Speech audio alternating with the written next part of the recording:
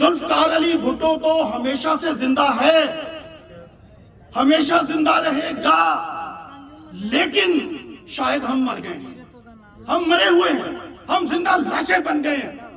اگر ہم اتنے بڑے پیغام کو، اتنے بڑے قائد کو، اتنے بڑے نظریے کو اپنے ساتھ رکھتے ہوئے اپنے دشمنوں کو چیلنج نہیں کر سکتے تو پھر آپ یقین کیجئے کہ اس کا بھٹو کا اس میں کوئی قصور نہیں ہے۔ احمد علی یاری سر، سردار عمران علی یاری، اس میں شہید ذوالفقار علی بھٹو کا کوئی قصور نہیں ہے، اس میں آصف علی زرداری کا کوئی قصور نہیں ہے۔ آپ دیکھ لیجئے کہ سید اپنا آصف علی زرداری صاحب نے اس ڈویژن میں کتنی توجہ دی۔ صرف میرے ضلع میں 4 میں سے 3 MNAs اور تینوں فیڈرل منسٹر، 4 میں سے 3 MNAs اور تینوں فیڈرل منسٹر، اس سے زیادہ حکومت میں آ کے وہ کیا کر سکتا تھا؟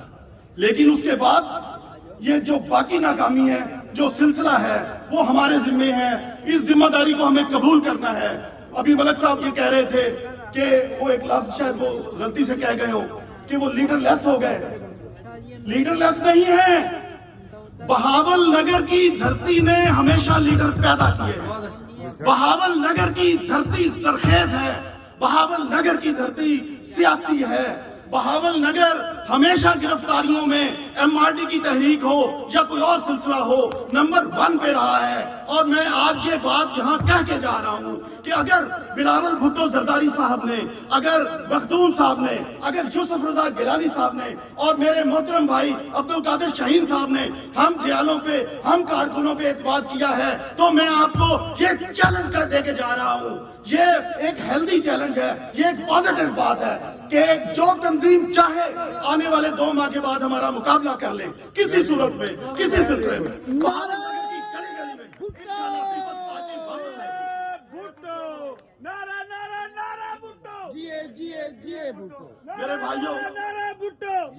میرے بھائیوں ایک چیز، باتیں بہت ساری کرنے والی تھی۔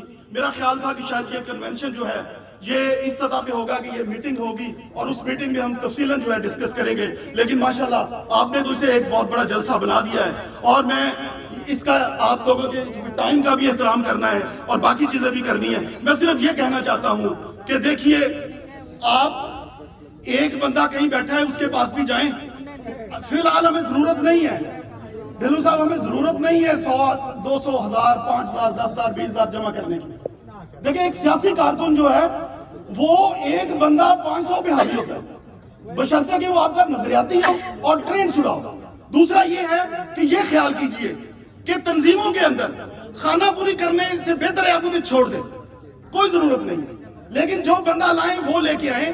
تنظیم ہمیشہ کارکنوں کے پاس ہوتی ہے، تنظیم الیکٹیبل کے پاس نہیں ہوتی ہے۔ الیکٹیبل کی آس لگانی چھوڑ دیجئے۔ میں اپنے دوستوں سے یہ درخواست کر رہا ہوں، کئی دوست ہمارے بتاتے ہیں کہ جناب وہ فلاں آ رہا ہے اور فلاں آ رہا ہے اور فلاں آ رہا ہے، اور ہم ان لوگوں کو متاثر کرنے کی کوشش کرتے ہیں۔ ہرگز نہیں، ہمیں نہ فلاں کی ضرورت ہے، نہ فلاں کی ضرورت ہے اور نہ فلاں کی ضرورت ہے۔ ہمیں ضرورت ہے تو اوریجنل چالے کی ضرورت ہے، ہمیں ضرورت ہے تو بھٹو اس کی ضرورت ہے۔ اس لیے اپنی تنظیموں کو بھٹو اس پہ مبنی بنائیے۔ وہ کمزور ہوگا، غریب ہوگا، لیکن کبھی ہمارے لیے ملامت کا باعث نہیں بنے گا، وہ کبھی ہمارے لیے شرمندگی کا باعث نہیں بنے گا، وہ ہمیشہ پارٹی کا اور پارٹی کے پرچم کو سر بلند رکھے گا۔